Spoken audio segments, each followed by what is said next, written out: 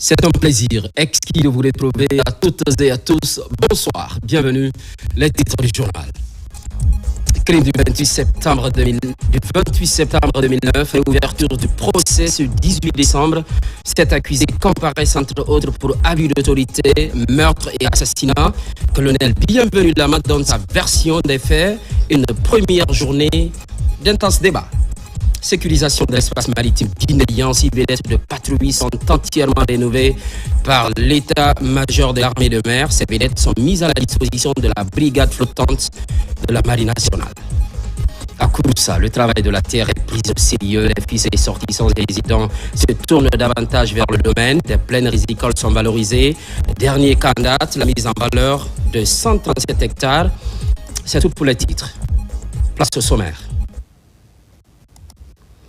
À présent, le contenu de ces décrets. Décret D 2025-0261 PRG SGG portant nomination de magistrats. Le président de la République, vu la Constitution, vu la loi organique L 2013-054 CNT du 17 mai 2013 portant statut des magistrats, vu la loi organique L 2013-055 CNT du 13 mai 2013 portant organisation et fonctionnement du Conseil supérieur de la magistrature, vu la loi L 2015-019 AN du 13 août 2015 portant organisation judiciaire de la République de Guinée, vu la loi L 2018-025 AN du 3 juillet 2018 portant organisation générale de l'administration publique, vu le décret D 2023-0083 PRG CNRD SGG du 22 mars 2023 portant attribution et organisation du ministère de la Justice et des Droits de l'Homme, vu les nécessités du service décrète. Article 1er. Les magistrats dont les prénoms et noms suivent sont nommés dans les fonctions ci-après. Cour suprême, parquet général, avocat général, Monsieur Ibrahima Ankamara, précédemment procureur de la République près le tribunal de première instance de Nzérékoré, cour d'appel de Kankan, 2, parquet général, procureur général, Monsieur Marouane Baldé, précédemment procureur de la République près le tribunal de première instance de Massanta, 3, tribunal de première instance de Massanta, procureur de la République, Monsieur Salimou Djabi, précédemment juge d'instruction au tribunal de première instance de l'Abbé, 4, tribunal de première instance de Nzérékoré, procureur de la République, Monsieur Algassimo Diallo, précédemment procureur général près la cour d'appel de Kankan, 5. Article 2. Le présent décret qui abroge toutes dispositions antérieures contraires prend effet à compter de la date de sa signature et sera enregistré et publié au journal officiel de la République. Conakry, le 18 décembre 2025, signé président Mamadi Doumbouya.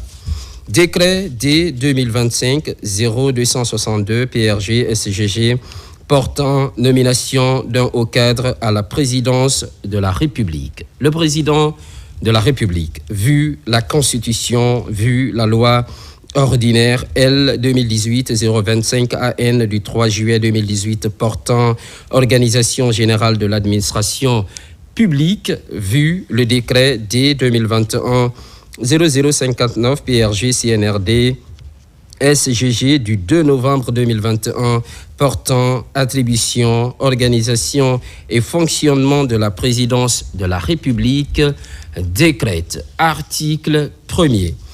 Le colonel à la retraite, Karamoko Kamara, ancien commandant du bataillon du quartier général, est nommé conseiller chargé de mission à la présidence de la République. Article 2. Le présent décret qui abroge toutes dispositions antérieures contraires prend effet à compter de la date de sa signature et sera enregistré et publié au journal officiel de la République. Conakry, le 18 décembre 2025, signé président Mamadi Doumbouya. C'est le rêve de plusieurs années qui se concrétise en Guinée, la transformation sur place de ses ressources minières, des montagnes de bauxite parmi les plus importantes au monde, extraites, chargées, exportées, mais rarement valorisées. Un pays riche de son sous-sol, pauvre de sa transformation. Véritable paradoxe, accepté malheureusement comme une fatalité. Aujourd'hui, cette fatalité est brisée. La Guinée décide de changer de trajectoire. C'est l'édito de cette édition réalisée par la DCI. On suit Fatoumata Kourouma. Pendant des décennies, la Guinée a porté sur ses épaules un paradoxe cruel. Un sous-sol parmi les plus riches de la planète et une économie trop longtemps cantonnée à l'exportation brute de ses ressources. De la bauxite chargée dans les cales des navires, des minerais quittant le pays sans transformation et avec eux, des milliards de valeurs ajoutées perdues, des emplois manqués, des opportunités envolées. Ce cycle, longtemps présenté comme une fatalité, est en train d'être brisé. Et ce tournant porte un nom, une date et une volonté politique assumée. Le leadership du président de la République, son Excellence Mamadi Doumbouya. Le 8 avril 2022, il convoque l'ensemble des compagnies minières opérant en Guinée, notamment celles disposant de conventions incluant la construction de raffineries. Le message est sans détour. Les engagements doivent être respectés. Vous êtes venu en Guinée pour investir afin d'obtenir un meilleur rendement pour vos capitaux. Ces investissements devraient faire non pas au détriment de la Guinée, mais également à son profit. C'est cela la coopération gagnant-gagnant. Vous avez signé bien sûr des conventions d'établissement avec le gouvernement guinéen. Ces conventions contiennent de part et d'autre des engagements et des obligations. Un engagement ou une obligation non tenue est une cause de nullité de la convention. Il en est aussi du processus de transformation de nos matières premières que vous exploitez. Désormais, leur transformation sur place devient incontournable. C'est un impératif et sans délai. Fini le temps des promesses sans calendrier, fini les conventions dormantes, fini l'exportation exclusive de matières premières brutes. Désormais, le partenariat est clair, gagnant-gagnant, mais fondé sur la transformation locale, la création de valeur sur le sol guinéen et le respect strict des engagements contractuels. Ce jour-là, la doctrine industrielle de la Guinée s'est posée et a donné lieu au 26 mars 2025 qui restera gravé dans l'histoire économique de la Guinée. Ce jour-là, à Bofa, les travaux de construction de la raffinerie d'alumine de la société chinoise State Power Investment Corporation SPIC ont effectivement démarré. Un acte concret, un signal fort, une rupture nette avec des décennies d'attentisme. La construction de cette première raffinerie d'alumine est complètement en ligne avec la vision du chef de l'État, son Excellence général Mamadi Doumbouya. Une vision hautement stratégique de développement socio-économique de la Guinée pour les 15 prochaines années. À travers le pilier 3, infrastructure, transport et technologie du programme Simandou 2040 de la République de Guinée indépendante et souveraine. La présente cérémonie de lancement des travaux de construction de la première raffinerie d'alumine de la Guinée souveraine qui nous réunit aujourd'hui représente une avancée majeure dans la marche vers l'industrialisation de notre pays. Cette cérémonie est devenue possible grâce à la détermination, à la volonté, à la clairvoyance, au leadership fort de son Excellence, le général Mamadi Doumbouya, de transformer sur place la bauxite en alumine. Ici, à Bofa, oui, c'est possible. Dès le 8 avril 2022, le chef de l'État avait invité et rappelé toutes les entreprises minières opérant en Guinée leurs obligations de construction de raffineries, conformément à leur convention de base qui stipule la réalisation des raffineries en République de Guinée. Les entreprises qui ont tous l'obligation de construire leurs raffineries en Guinée n'ont plus d'excuses, doivent se conformer au code minier de la République de Guinée et se conformer à leurs conventions signées. L'exécution de l'obligation reste un impératif pour la transformation sur place de notre matière première afin de créer les conditions de développement d'un corridor de prospérité. Pour la première fois depuis l'indépendance, la République de Guinée engage sur son propre sol la construction d'une raffinerie d'alumine moderne, pensée non comme un simple projet minier, mais comme un pilier de l'industrialisation nationale. Car, il convient de le rappeler, la seule raffinerie d'alumine qu'ait connue la Guinée, celle de Fria, a été construite à l'époque coloniale et mise en service en 1960, il y a plus de 65 ans. Depuis, rien, jusqu'à maintenant.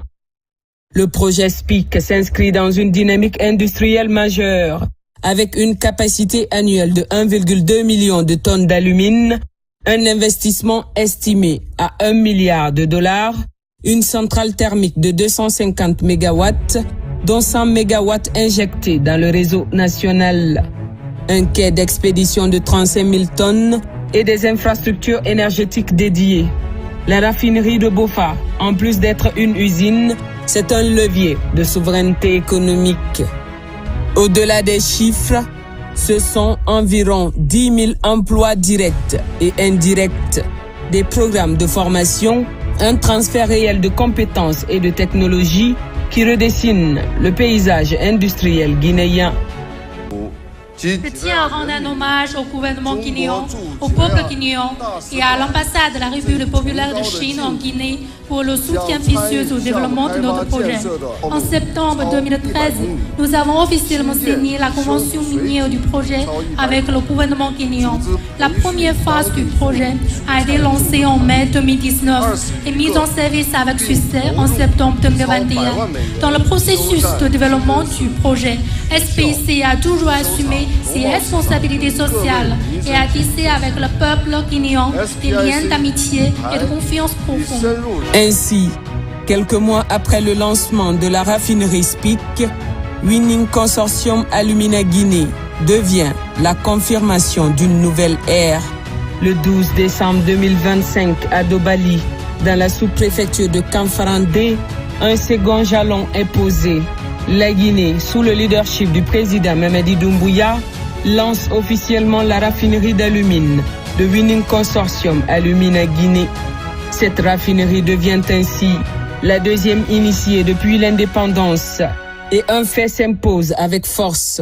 Les deux seules raffineries d'alumine jamais lancées en Guinée l'ont été sous sa gouvernance.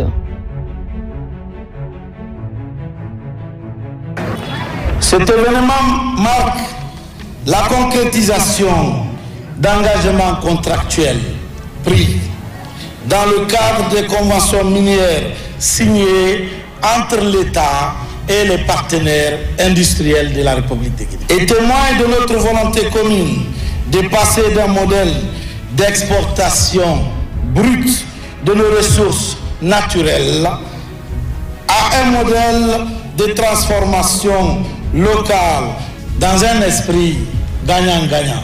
Construire une raffinerie en République de Guinée n'est plus une fatalité, Ce n'est plus une option.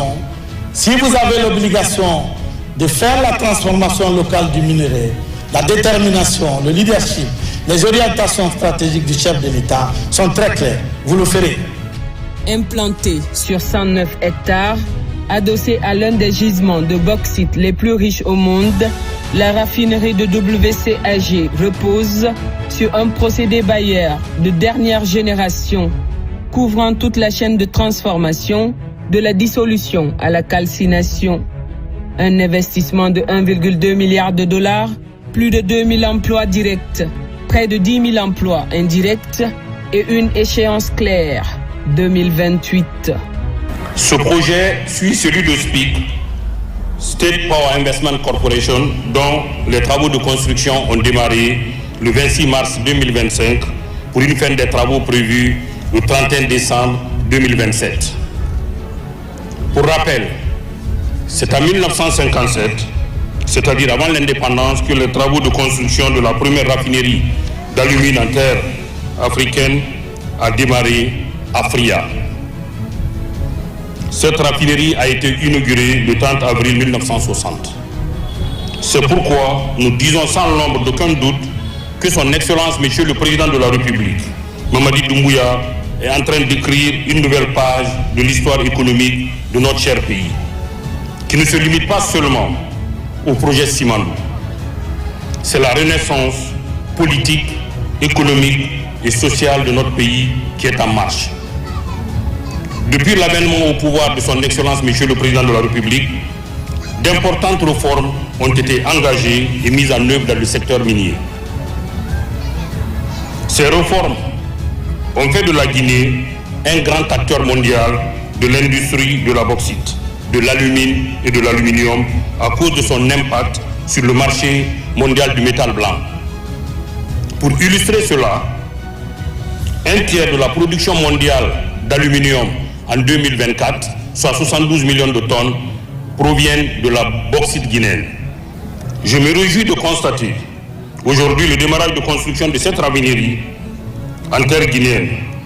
La fin des travaux de construction est prévue à fin 2028, soit 2 ans de construction, ce qui est unique dans les projets de construction de raffinerie. Cela témoigne de la confiance des investisseurs internationaux à notre cher pays. Ici encore, pas de discours creux, des délais, des engagements, des résultats attendus. Tout d'abord, nous adressons nos sincères remerciements à son Excellence le Président Mamadi Doumbouya pour son engagement indéfectible et en faveur de l'industrialisation nationale qui a donné une orientation claire et une confiance inébranlable pour l'investissement et le développement. Cette installation améliorera considérablement les capacités de transformation locale en Guinée, favorisera le transfert de technologies et créera des opportunités d'emploi hautement qualifiées, renforçant ainsi la position stratégique de la Guinée dans la chaîne industrielle mondiale de l'aluminium. Avec le lancement de cette raffinerie, nous ouvrons un nouveau chapitre, celui de la transformation locale et de l'augmentation de valeur. Produire à Dobali une alumine issue de nos propres ressources représente un tournant stratégique pour l'économie nationale et pour l'intégration industrielle du secteur. Ce projet transformera en profondeur notre économie par le transfert de compétences et la création d'emplois hautement qualifiés. Après le bond sans précédent de nos exportations de bauxite, nous comptons, avec d'autres entreprises du secteur bien sûr, faire de la Guinée un acteur majeur de la filière de l'aluminium. Cette dynamique ne s'arrête pas aux 2 raffineries déjà lancées. D'autres projets de raffinerie sont en cours de finalisation, portés par la même exigence de transformation locale et de respect strict des engagements contractuels.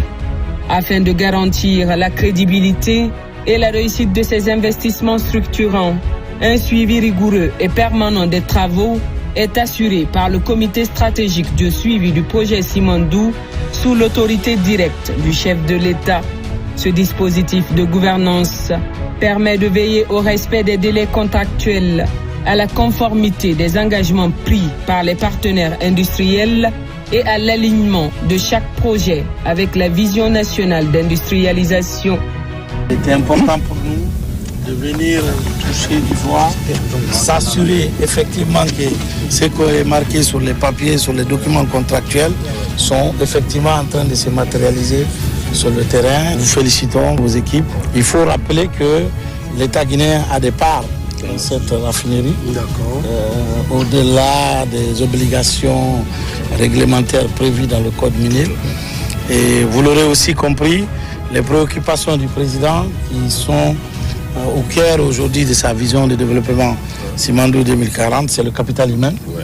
Et donc comment former l'expertise guinéenne qui peut reprendre les projets, qui peut suivre les projets. Et nous avons en bonne intelligence aussi travaillé avec SPIC pour que le projet, dès sa phase de construction, nous puissions anticiper le capital humain guinéen que nous n'avons pas sur place, qu'il va falloir former. Sauf qu'il ne faut pas attendre que la raffinerie ouvre pour commencer à former. Donc les formations ont déjà commencé, on parle des 14 sur les 100 qui doivent partir. Les 14 premiers qui sont partis, normalement c'est 100 personnes qui doivent partir sur les 5 ans. Et chaque année, on doit envoyer 25 à 30 personnes. Ce sont les futurs cadres de la raffinerie qui vont piloter la raffinerie. Voilà. Et on les appelle les talents. C'est les talents qui sont partis et qui doivent revenir. Dans un premier temps, M. le ministre nous a conseillé de prendre au niveau du centre de perfectionnement d'Alaba. Maintenant, à partir de l'année prochaine, on va prendre au niveau baccalauréat. Les meilleurs élèves au baccalauréat vont être sélectionnés pour aller en Chine. L'objectif est clair, structurer l'ensemble de la chaîne bauxitique guinéenne, de l'extraction à la transformation, en intégrant l'énergie, la logistique et les services industriels afin de bâtir un écosystème cohérent, performant et durable. À travers ces projets, la bauxite cesse d'être une simple matière première exportée brute. Elle devient un véritable levier de transformation économique, un moteur d'industrialisation capable de générer une valeur ajoutée durable, d'élargir le tissu industriel national et de positionner la Guinée comme un acteur stratégique de l'alumine et de l'aluminium, tant à l'échelle africaine qu'internationale. C'est ainsi que se dessine pas à pas une chaîne de valeur bauxitique intégrée, pensée pour maximiser les retombées économiques locales, renforcer la souveraineté industrielle du pays et inscrire la transformation des ressources naturelles au cœur du développement national. Ces projets ne sont pas isolés. Ils s'inscrivent dans une vision globale, Simandou 2040, un programme stratégique qui ambitionne sur les 15 prochaines années de faire de la Guinée un hub industriel, un acteur majeur des minerais transformés, une économie structurée autour de la valeur ajoutée locale. Infrastructure, énergie, transport, technologie. Le troisième pilier de Simandou 2040 prend forme à Boké et à Bofa, là où la souveraineté économique cesse d'être un slogan pour devenir une réalité mesurable. À l'heure où la Guinée franchit un cap décisif avec le lancement des raffineries d'alumine de SPIC et de WCAG, l'émergence d'entreprises minières locales comme Nimba Mining Company, à 100% de capitaux guinéens, illustre la volonté de bâtir une industrie intégrée, créatrice de valeur sur le territoire national. C'est avec une immense fierté que nous assistons aujourd'hui à un moment historique. Le chargement de la première cargaison de bauxite de Nimba Mining Company, ici à Kamsa, dans le Bagataï. Ce n'est pas un simple départ de minerais. C'est aussi grâce à une intelligence collective, le symbole concret de la reprise en main de notre destin minier, le fruit d'une volonté patriotique claire, incarnée par le chef de l'État. Faire de la Guinée une puissance souveraine, moderne et performante dans la gestion de ses ressources naturelles, pour le bien-être de ses populations. Ce succès de la première société minière détenue 100% par l'État guinéen marque l'entrée de notre nation dans une nouvelle ère de développement minier. Une ère où la Guinée prend en main. Nous rentrons dans une nouvelle ère. Une ère où la Guinée prend en main l'ensemble de la chaîne de valeur, de l'extraction à la transformation, jusqu'à la commercialisation de son minerai. L'ambition ne s'arrête pas à la bauxite. La Guinée se projette vers un autre chantier stratégique, la transformation locale de l'or. Le projet Nimba Gold Refinery s'annonce comme un tournant majeur. Une capacité de traitement pouvant atteindre 730 tonnes d'or par an, l'ambition de devenir la plus grande raffinerie d'or d'Afrique, en synergie avec des projets miniers structurants comme Bankan, attendus à partir de 2026. Là encore, les impacts sont clairs: création massive d'emplois, augmentation des recettes fiscales, structuration de la chaîne de valeur aurifère. La souveraineté économique guinéenne n'est plus un rêve lointain, elle n'est plus un discours, elle est désormais un enchaînement d'actes concrets. À Dobali, dans Bokeh et à Bofa, la Guinée écrit une nouvelle page de son histoire. Une histoire où nos ressources ne quittent plus la Guinée à l'état brut, mais où elles sont transformées ici par des mains guinéennes pour créer de la valeur guinéenne. Une histoire où chaque tonne de bauxite devient une opportunité d'emploi, de savoir-faire, de dignité retrouvée. Une histoire où la valeur ne s'envole plus vers l'extérieur, mais irrigue nos territoires, fait grandir nos entreprises, renforce nos PME à capitaux guinéens et ouvre enfin le marché industriel international aux entrepreneurs d'ici. Car derrière ces réformes, il y a une vision claire, le respect du contenu local, le choix assumé de confier du business aux entreprises guinéennes, de former des techniciens, des ingénieurs, des cadres capables de porter l'industrie nationale et de bâtir une économie qui profite d'abord aux Guinéens. Sous l'impulsion du président de la République, son Excellence Mamadi Doumbouya, la Guinée ne se contente plus d'extraire. Elle transforme pour créer de la richesse sur son sol. Elle industrialise pour offrir un avenir à sa jeunesse. Elle s'affirme pour reprendre en main son destin économique. Et derrière chaque chantier de raffinerie qui s'élève, il y a une promesse silencieuse mais puissante, celle d'un pays qui croit enfin en lui-même, d'un peuple qui se relève et d'une Guinée qui avance. Ce mouvement est lancé, il est structuré, il est porté par une volonté politique assumée. Et désormais, il est irréversible. Au chapitre justice, crime du 28 septembre 2009, je vous l'annonçais dans les titres, réouverture du procès ce 18 décembre. Sept accusés sont appelés à la barre pour abus d'autorité, meurtre et assassinat notamment. Cet autre groupe avait été cité par Toumba Diakité pour leur implication dans le recrutement de Kalia. À cette première audience, colonel Bienvenu Lama livre sa version des faits. Korne Younoussaba, compte rendu d'audience.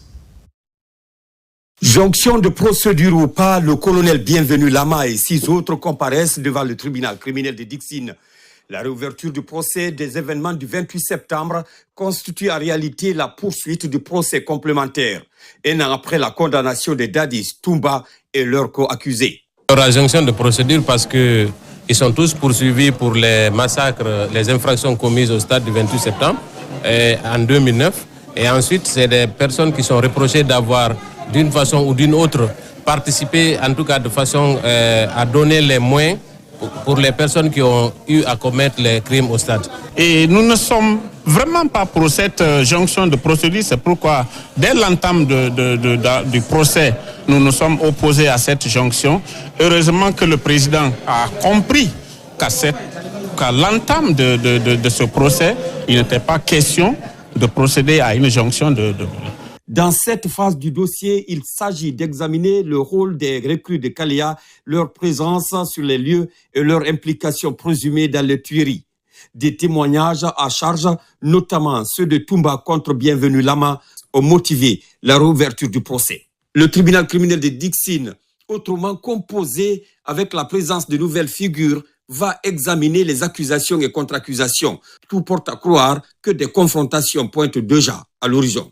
Évidemment, pour M. Toumba Diakité, ce sera une nécessité absolue parce que c'est lui le principal témoin à charge contre Bienvenu Lama. J'espère qu'il acceptera de venir témoigner et de réitérer surtout tous les propos qu'il a tenus à l'audience au moment de son procès. Ce n'est pas nous qui demandons. C'est Toumba Diakité qui a dénoncé mon client. Il a refusé de venir à la confrontation, à l'instruction. Aucun juge, aucun parquetier ne l'y a contraint. Ce qui n'est pas normal. C'est pourquoi nous dénonçons fermement cette injustice, ce déséquilibre entre les parties au procès. Bienvenu Lama et 6 autres accusés, dont 3 en fuite, seront interrogés pour plusieurs chefs d'accusation: abus d'autorité, meurtre, assassinat, viol, coups et blessures volontaires, enlèvement, torture, entrave aux mesures d'assistance et omission de porter secours. Cette procédure s'inscrit dans la lutte contre l'impunité et vise à rétablir les droits des victimes du 28 septembre 2009. Après une journée riche en débats, le procès est renvoyé au 12 janvier prochain pour la suite. Santé Direction Farana, mise en service de la centrale de production d'oxygène. L'acte est officialisé par les ministres de la Santé et de la Défense nationale. Cette infrastructure est la 7e du genre dans les régions administratives. Kerno Maroufba, Mohamed Mpati Kamara.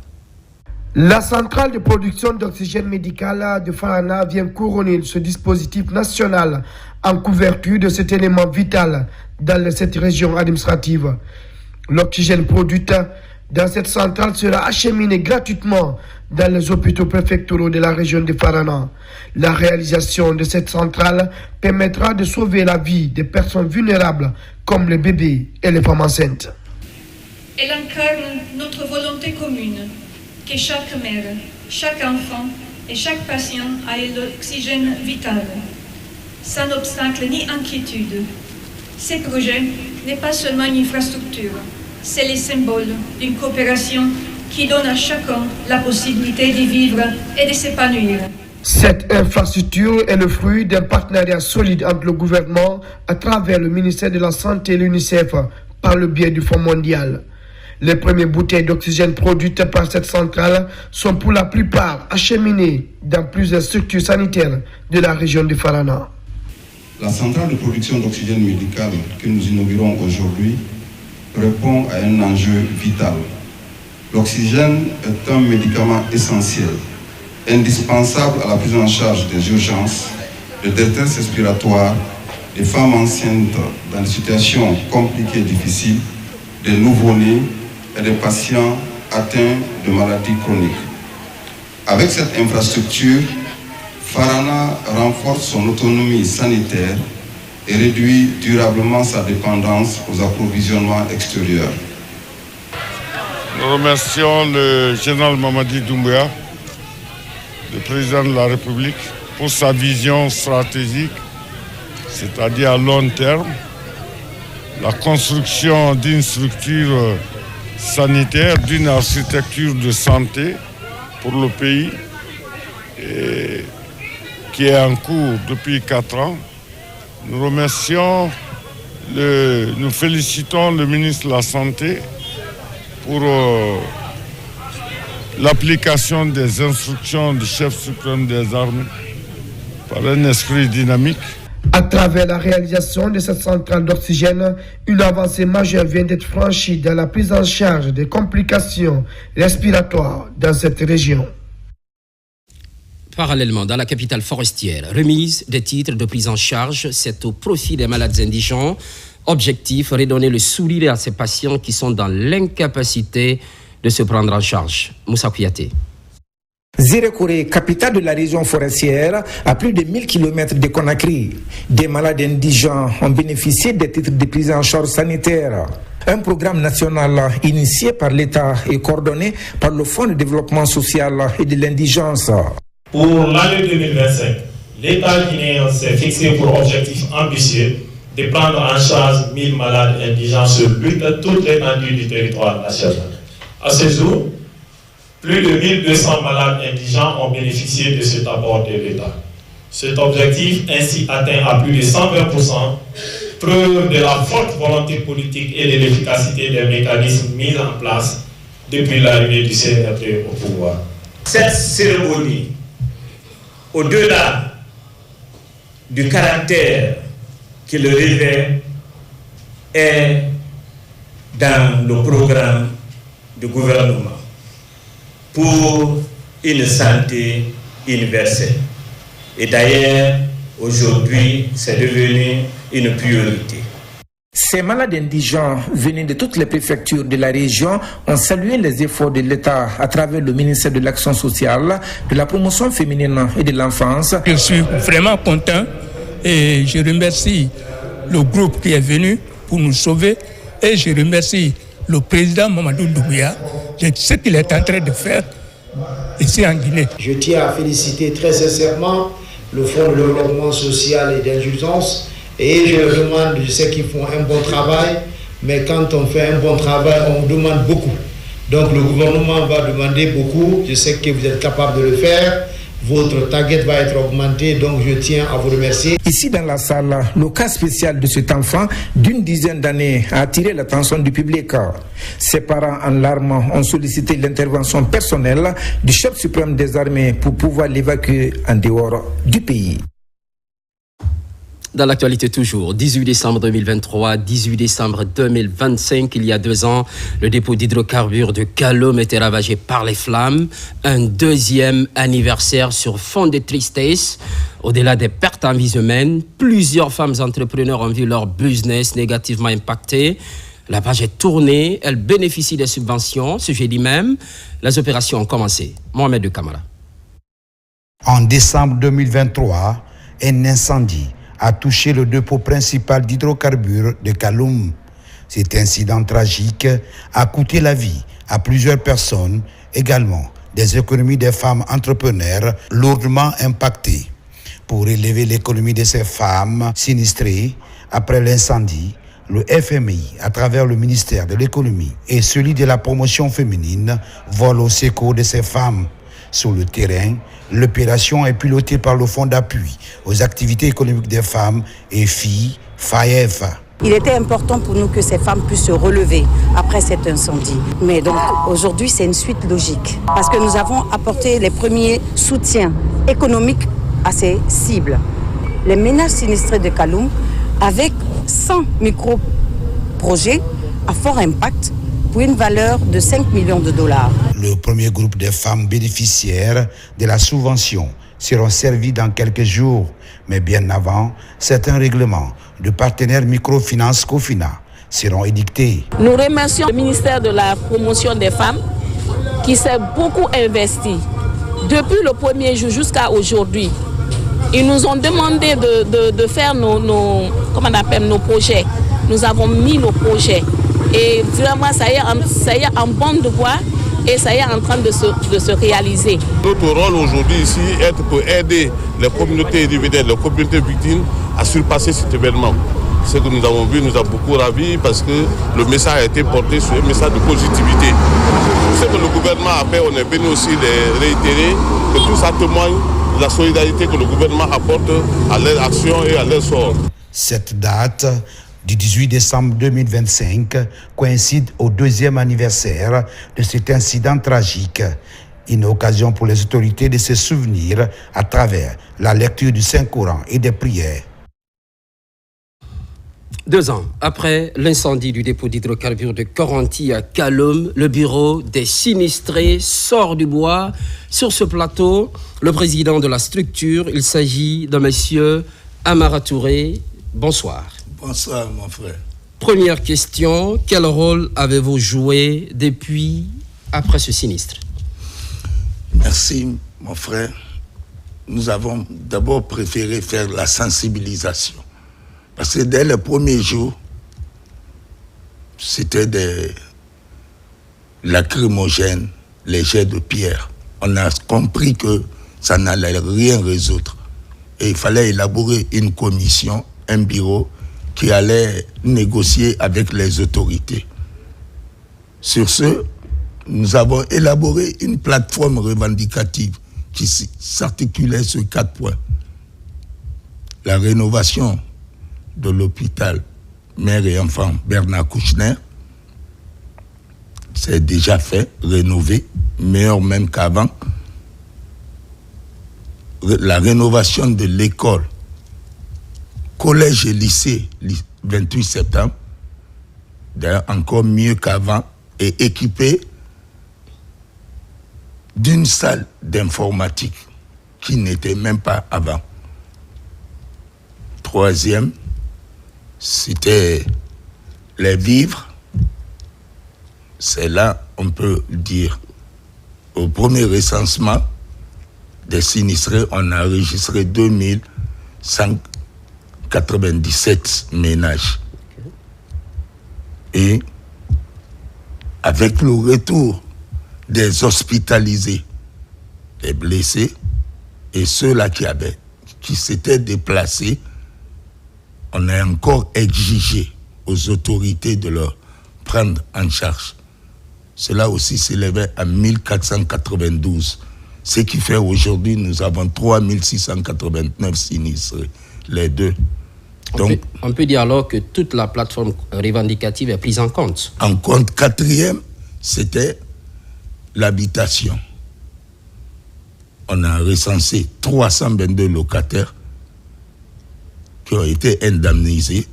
Il y avait 19 qui étaient aussi absents parce qu'ils étaient hospitalisés ou déplacés. Mais les 303 ont reçu chacun d'abord 1 million comme frais de transport et 17 500 000. Ça, c'est au niveau des ménages? Oui, des ménages. Au niveau des ménages locataires. Et les concessionnaires aussi, on avait commencé l'indemnisation à la hauteur de 60 millions. Ok, acceptez avec moi, parce que parmi les sinistrés, on retrouve aussi des entrepreneurs. Oui. Bon, de ce côté, quelle a été la contribution du gouvernement? Parce qu'on parle d'un montant, oui, d'une assistance globale qui se chiffre aujourd'hui à plus de 80 milliards de francs guinéens. Oui. Oui, parce que l'État, à travers ses services humanitaires, a beaucoup intervenu. Il faut le dire. C'est pourquoi, en résumé, on a essayé d'estimer en 80 milliards, à part les fonds revolving que FAEF engage aujourd'hui. Okay. Donc, nous, personnellement, nous quittons volet sinistré, volet entrepreneuriat. Donc, nous, personnellement, nous ne pouvons adresser que nos remerciements. D'abord, au président de la République, Mamadi Doumbouya, le président Mamadi Doumbouya, son premier ministre qui nous a même permis aujourd'hui de faire notre 2e anniversaire, faire la marche blanche, nous faire la coupe. Ok, on va revenir sur les activités qui ont meublé ce 2e anniversaire. Oui. Mais en plus du gouvernement, il y a aussi le FMI qui ne vous a pas abandonné, qui vous a tendu la main. Oui, effectivement. Le FMI, la Banque mondiale, je peux même dire même la Croix-Rouge, la Terre des Hommes, qui avait meublé la salle d'informatique du lycée 28 septembre. Donc nous avons été assistés par les institutions nationales comme internationales. Pour le cas du FMI, j'appuie sur la facilité de crédit, oui, qui se chiffre quand même aussi à une quarantaine de milliards. 42 milliards 625 millions. Les fonds revolving. Aujourd'hui, par exemple, il y a eu une chose très concrète. Dès qu'on avait fini notre sacrifice, après la marche blanche, la directrice Virginie Touré nous a conduits au concret,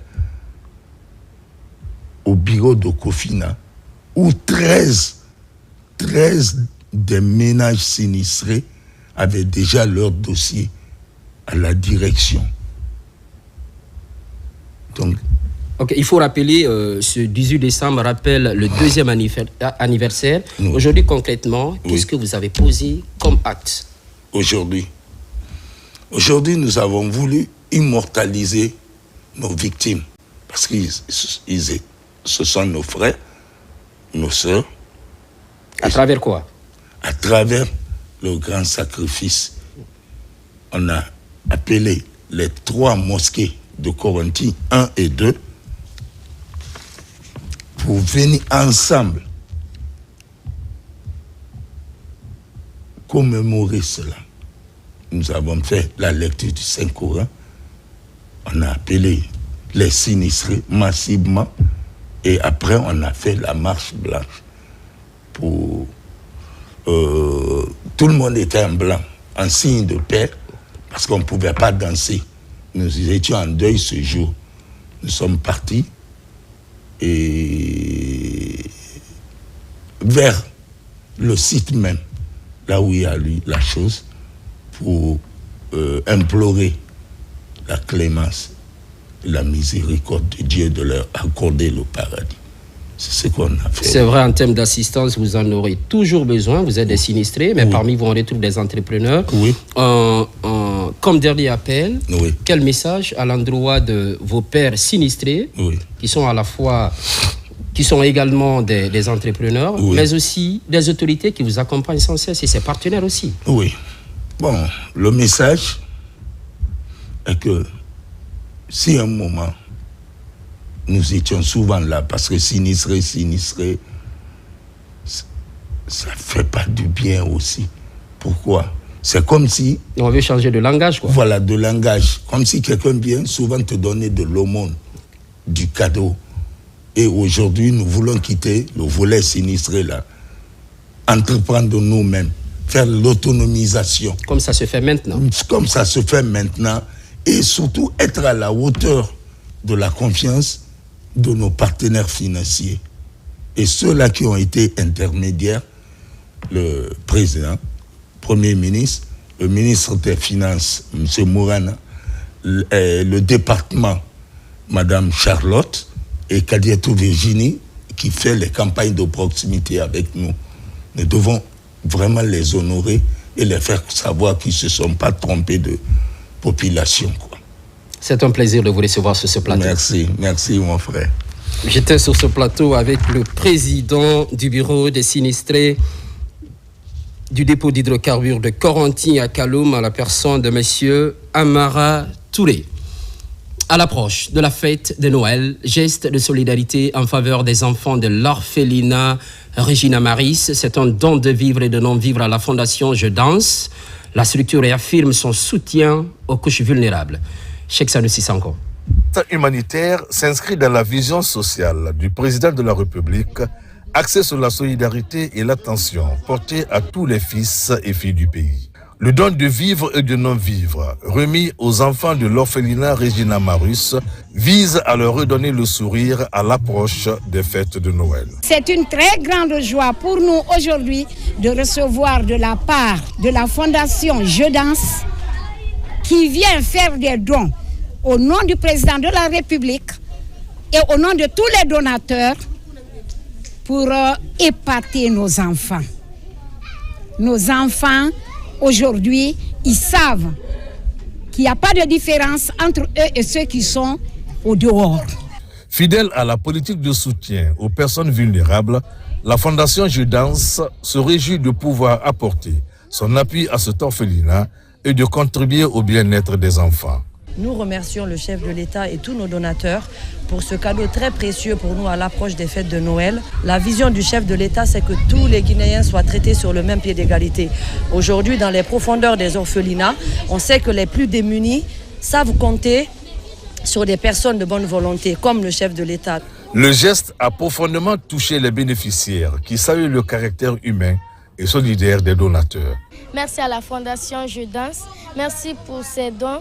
Je n'ai pas beaucoup de mots, mais j'aimerais dire quand même merci. Merci pour tout. Un sentiment de joie pour tous les enfants, puisque la vision qui a été donnée par la Fondation Je Danse, apporter du sourire à ces petits-enfants, n'est pas fortuit. C'est ici un don à cœur ouvert. En cette période de Noël, la joie des enfants est immense, car chaque enfant a besoin d'attention et de soutien pour vivre des moments agréables conformément à la vision de solidarité prônée par le président de la République.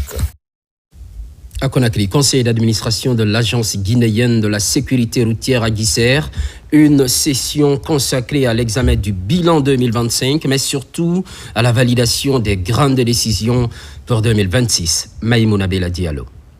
Au cœur des travaux, le rapport d'activité 2025, passé au peigne fin par les administrateurs. Une étape clé pour mesurer les actions menées et ajuster les stratégies face aux défis persistants de la sécurité routière en Guinée.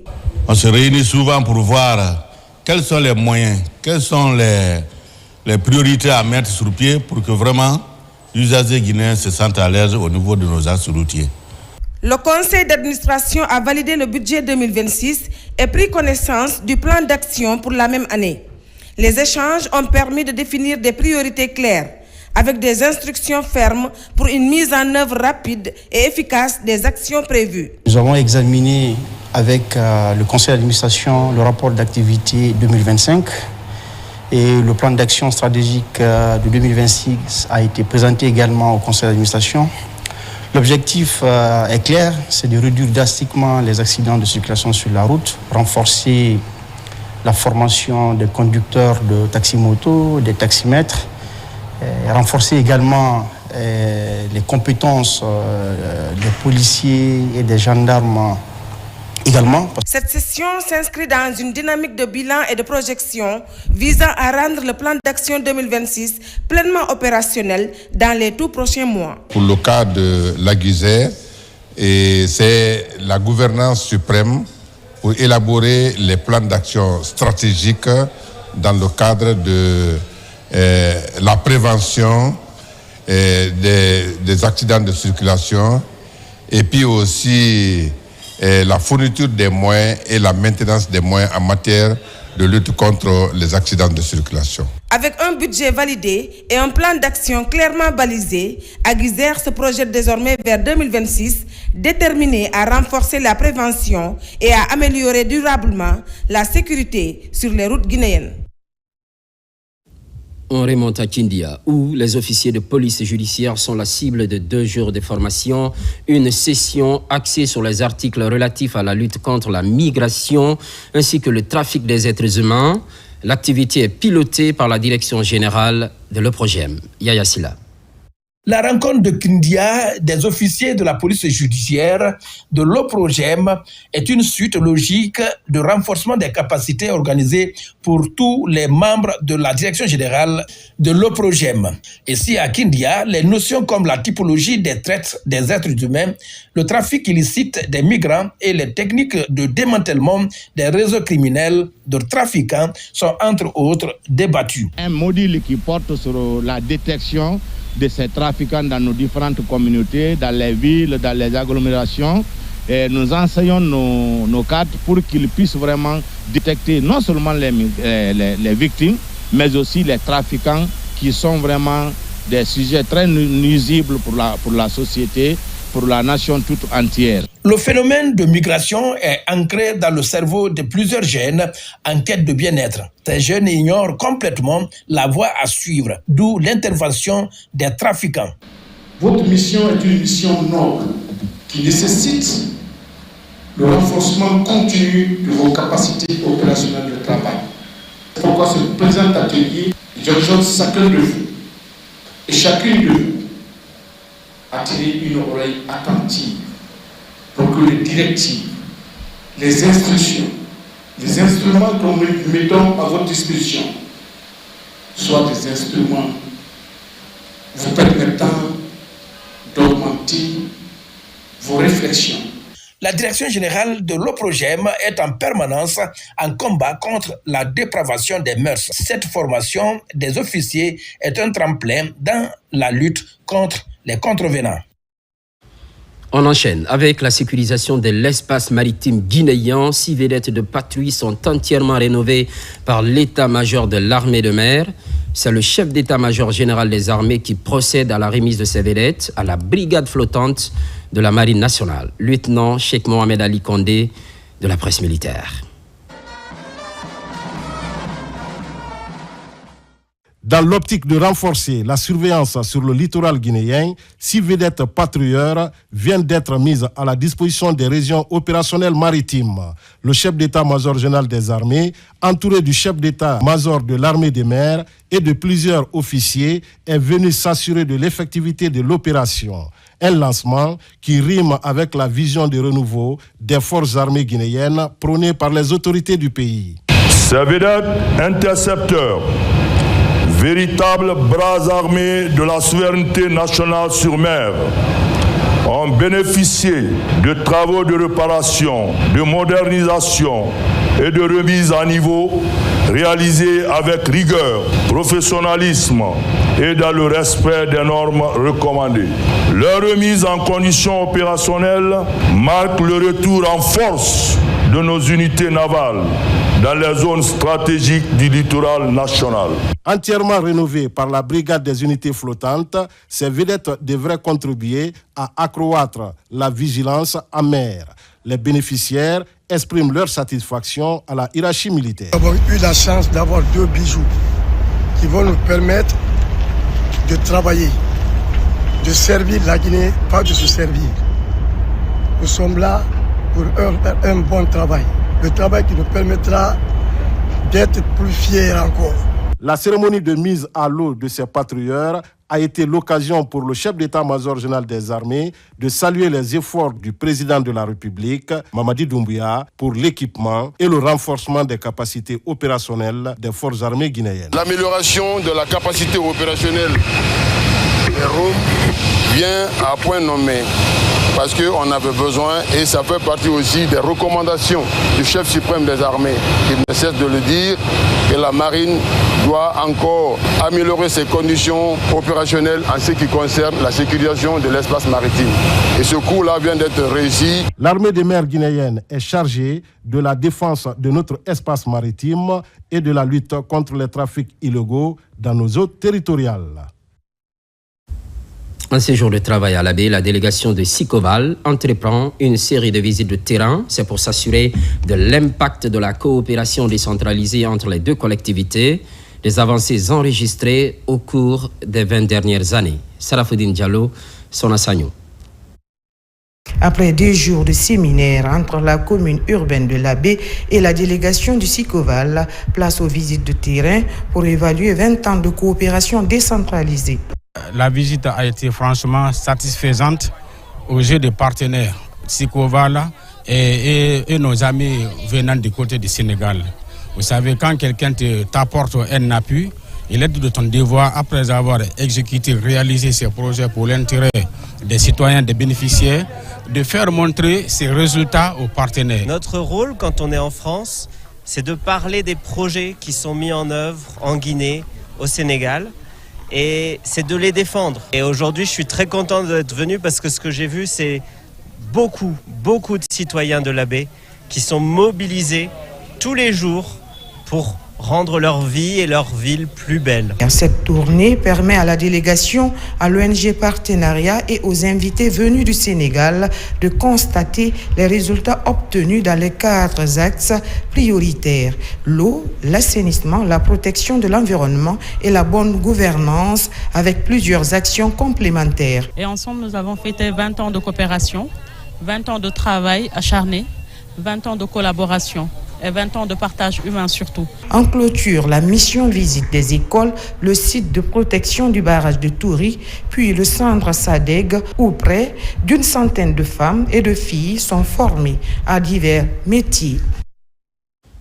À Koursa, le travail de la terre attire du monde davantage. Les fils, résidents et ressortissants s'intéressent à la culture du riz. C'est le cas d'un entrepreneur, fils de la localité, qui vient de mettre en valeur 137 hectares. Abdul Karim Kamara, images et témoignages.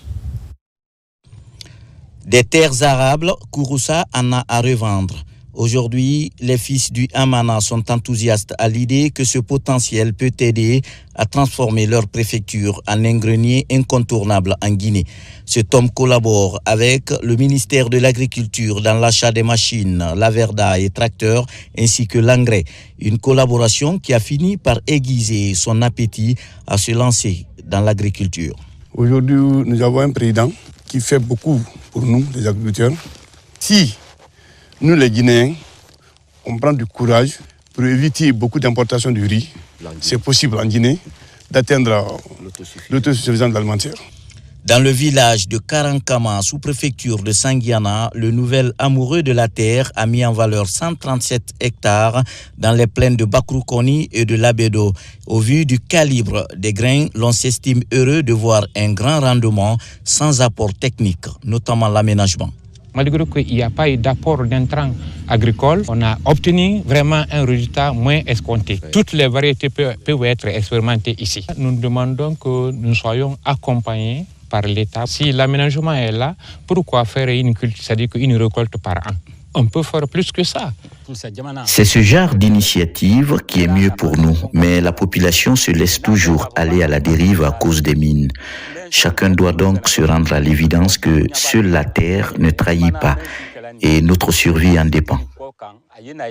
Ici, dans les plaines de Kouroussa, à côté de son engagement, cet entrepreneur, doublé désormais d'agriculteur, rappelle aux décideurs que l'autonomie alimentaire tant souhaitée passe nécessairement par la levée des obstacles au développement agricole. Et puis, cette déclaration de la Fédération des mines et carrières, la structure apporte un démenti suite à l'annonce de l'ex-secrétaire général des sociétés minières, annonce selon laquelle la Fédération des mines et carrières se désaffilie de l'Union syndicale des travailleurs de Guinée. Marie-Noël Simon Tolno, Robert Bangoura. La fronde remonte au 6 décembre dernier, quand la Fédération des mines et carrières affiliée à l'USTG apprenait sa désaffiliation de l'Union syndicale des travailleurs de Guinée. Une lettre circulaire avait fait état de cet acte posé par l'ex-secrétaire général des sociétés minières. Dans cette salle, ils sont au total 13 sociétés représentées qui revoquent cette annonce de l'ex-secrétaire général des sociétés minières.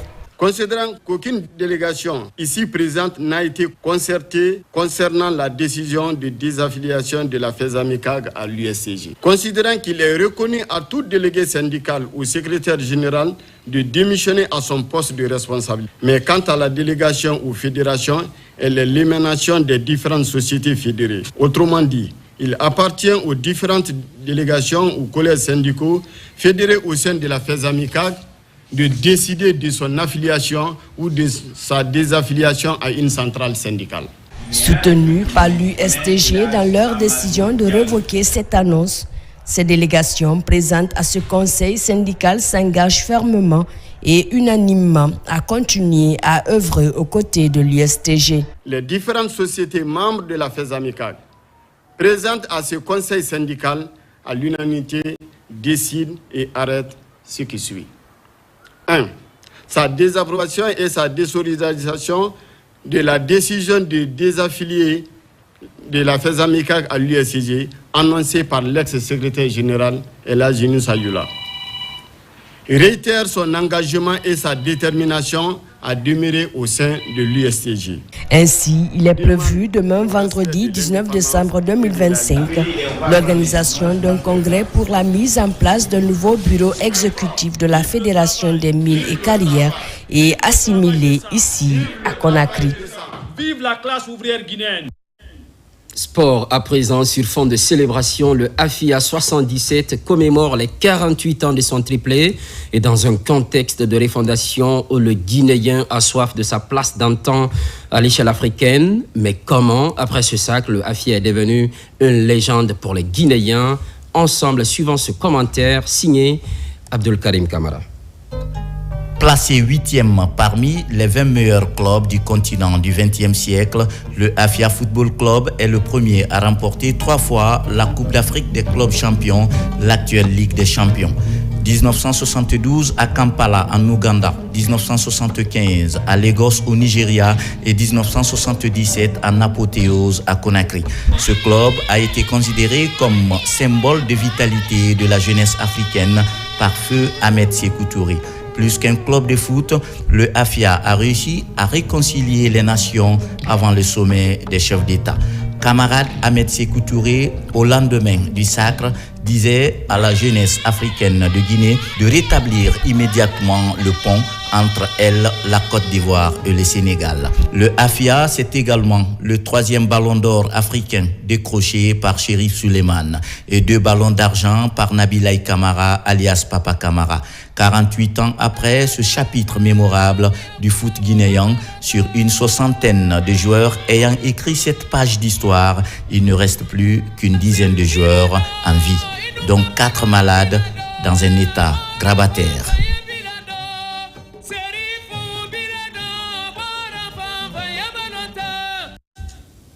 L'actualité évolue en Guinée, notre paradis, terre de richesse et d'innovation. Les programmes se poursuivent. Merci.